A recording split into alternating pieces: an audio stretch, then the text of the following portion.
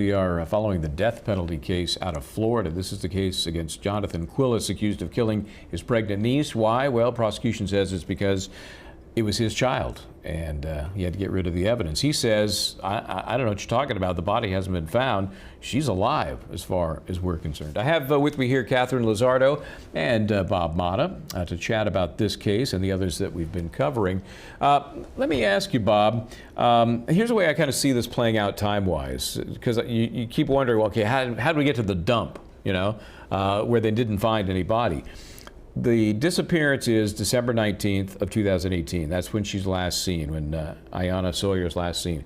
It's the 8th of January, so roughly 3 weeks or so later, that Quiles is arrested.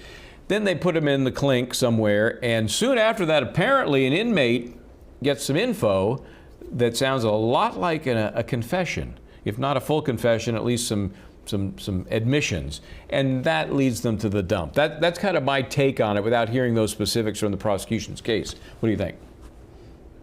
I think those jailhouse snitches are tricky sometimes.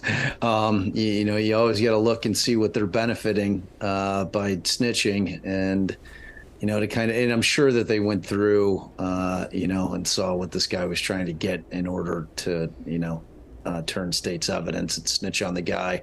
But those no body cases are hard. They just are.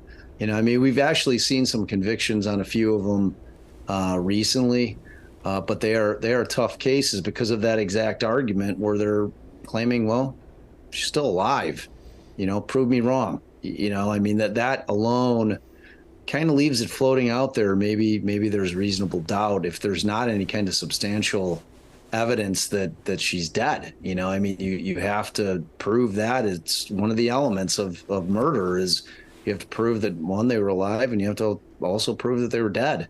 So I don't know. I haven't heard the exact scenario which this inmate is claiming to have given the tip to law enforcement about, but it sounds like it was. You're not buying it. It sounds fishy to you. I think that's the legal word I'm getting from you there, Bob. It sounds fishy. And here's what I think supports that argument, Catherine. This was not San Quentin. Not the big house where these guys have been sharing time and space for a long period. This is the local jail, and there's no body found at wherever this tip may have led them. So, Catherine, it makes it more and more sound like that the snitch wasn't really, didn't really have much to bargain with because it didn't seem to pan out. Yes, I don't know what the snitch said, and I have no information about that. But what's fascinating is, like you mentioned, the timeline of after his arrest is when they started digging at this landfill. And by the time they started digging, it's been a month since her disappearance. And as we heard from that witness, they were looking for bones because it's been a month, and the conditions and the weather there would have sadly deteriorated her body, and also that they know her books and her backpacks because there was a surveillance video of her leaving the school and disappearing during lunchtime. So they know what she was wearing and what she was carrying at the time of her disappearance. Yeah, no body, no conviction, but I think if the prosecution presents us to witnesses that would corroborate that there was absolutely no way she would have left. She was a minor. She was 16 and 5 months pregnant. To run away around that time of your pregnancy and your age is very difficult to live alone. Plus, she likely have friends that she spoke with if she was ever planning of doing that. So I would be interested to hear what her close friends would say as to her intention of leaving, if any. Yeah, and we may hear just that. Let's go back into court right now, though. More of the detective who has been pouring through the garbage at the dump. Close view 1BB, 1CC, 1DD, and then in 1EE, is that the testing that you used, Detective Lillard? Yes, ma'am. Those are the two areas that I tested.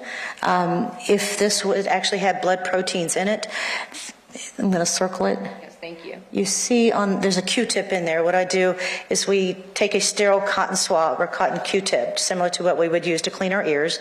We put 1 drop of hydrated distilled water on it, and then you rub the area of interest where the stain would be. And then I place it in this test kit, and then there's 2 vials on each side of the Q-tip with chemicals in it. When I pop it, if it does contain the blood proteins, it will turn like a bluish color, similar to the jaguar blue. And in this case, it stayed red, meaning that there was no blood proteins in that sample. Now, at the end of each day, were drone photographs taken to show how much actually was sifted through? Yes, ma'am. So can you just kind of just describe to us, so it'll be a lot easier moving forward with the pictures of kind of the layout here in states 1H8? In the aerial photos, you're always going to see, almost always see my van up here. This is where my van was parked every single morning. In this area right here, that is our search area where we put the debris piles that was brought up by the excavator.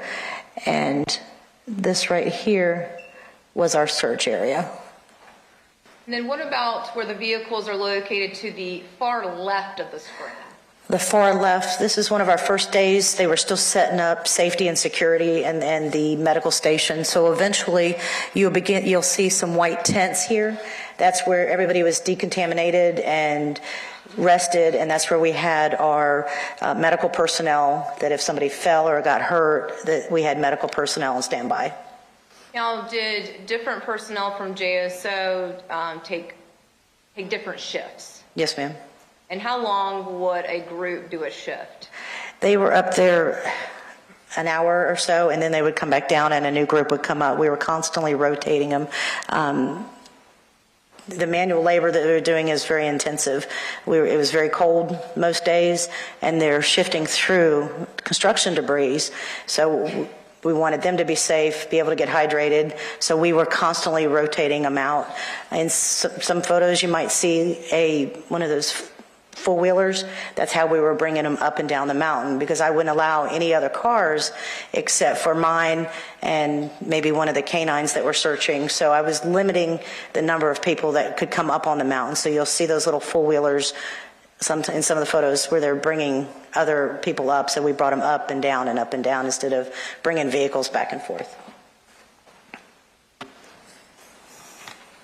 Again, just different aerial views in 1II, 1JJ, 1KK, 1LL, and then 1MM. Is this just a closer view of the area that the different piles of garbage was taken? Yes, ma'am.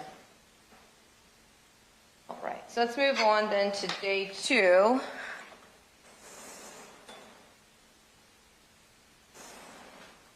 There's a lot less photographs we want, just to kind of memorialize what you all had been doing. Is January 16, 2019 the accurate date for day 2? Yes, ma'am. Okay.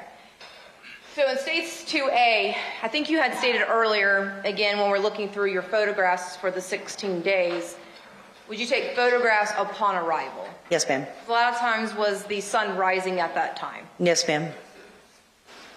So in 2A and 2B, was this how the landfill looked when you first arrived? Yes, ma'am.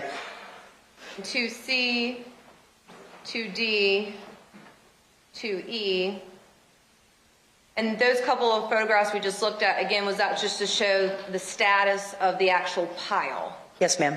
And then again, is this 2F just showing, again, more workers trying to sift through the debris? Yes, ma'am. Yes, ma'am. And then closer view in states 2G, 2H, 2I. And then were drone photographs taken again at the end of the day? Yes, ma'am. They were taken at the beginning and the end every single day. Now, is this just help for, again, directional purposes that would be put down? Yes, ma'am. And when the drone, I don't know how to operate a drone, but he explained it to me. The drone would start here, and he would lift up and then begin to do his drone footage, and then he would come back and land on the same spot. So in states 2K, 2L, 2M, and 2N, can we now start to see exactly where that pile is located? Yes, ma'am. And can you just circle that for us?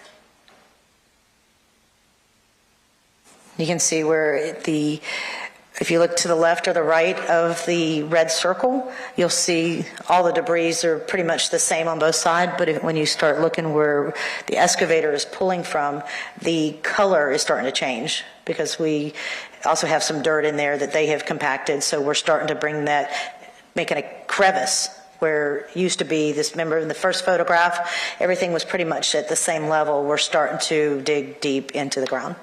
So Detective Lillard, also at the end of each day, did you get an accounting of how much tons of debris have been sifted through? Each day, the individuals with Otisville landfill would give me an estimate of how many tons of trash we had gone through that day. And just to rewind for just a second, approximately how many tons of debris was from day one? If I can refer back to my report. Would that help refresh your recollection? Yes, ma'am, it would.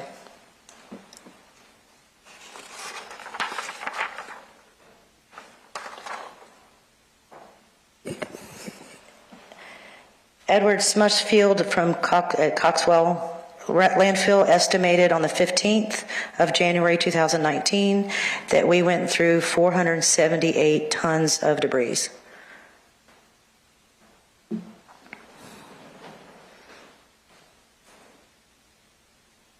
Again, in states 2O, 2P, those are again just showing the viewpoints of how much tonnage had been done at the end of day 2. Is that fair to say? Yes, ma'am. Now, did you also receive how much tonnage approximately, you can just give me the amount, from day 2 that had been sifted? Just to verify through in my report on the 16th, they estimated that we went through 420 tons of debris. Next, moving on to composite states 3. Bless you. And again, just some photographs to memorialize it, not many. Do you agree that it was January the 17th, 2019? Is that an accurate date for day 3? Yes, ma'am, it was. Just want to make sure for the record. Now in states 3A, again, is this when you arrive when the sun is rising? Yes, ma'am. States 3B, 3C, and then 3D. Again, is that in 3E? Is that again showing photographs of how the landfill looked that morning? Yes, ma'am. States 3F, 3G, 3H. Again, are these further photographs of how the landfill looked on day 3? Yes, ma'am. And on states evidence 3H, is this at the top of the hill that we're looking at? Yes, ma'am. Then states 3I is again other JSL personnel shifting through the Yes, ma'am. through the garbage. 3J, 3K, and then 3L. Is this system again another pile that's being laid out for the workers? Yes, ma'am, it is. And 3M, 3N, 3O. Now in 3P, could you describe what we're looking at? And this is, I believe, in the afternoon because the sun's completely up.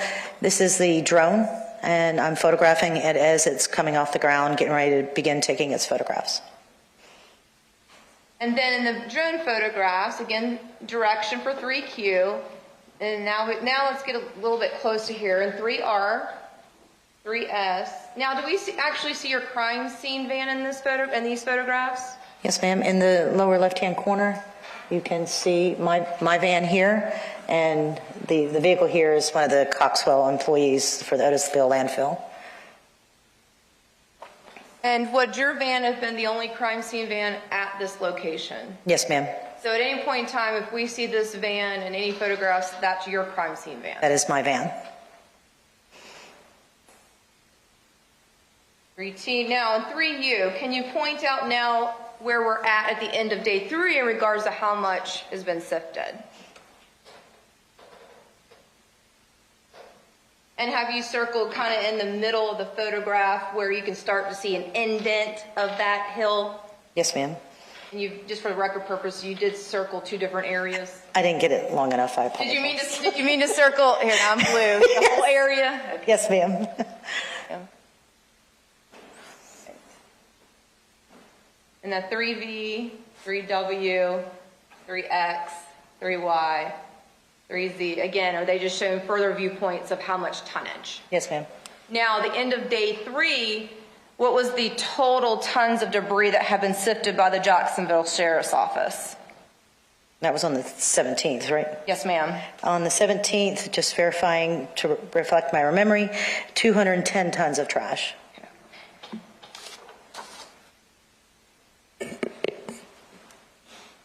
Now, moving on to day 4, and for record purposes, this is State's Composite 4 of landfill day 4.